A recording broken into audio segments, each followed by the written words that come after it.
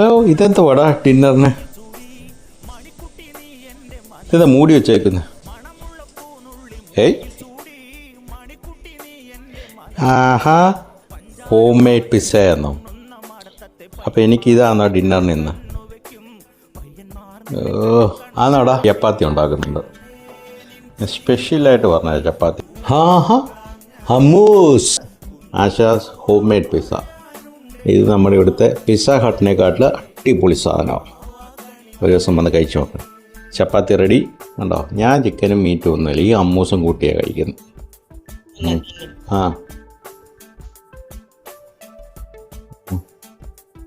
ഓ ഉണ്ടോ, മാറ്റി വെച്ചാൽ തരത്തുള്ളൂ. എന്നാ അറിയാമോ, കൂടുതലിട്ടാലേ പിന്നെ മേടിക്കാൻ പോണം. അവളിങ്ങനെ പിശിക്കുക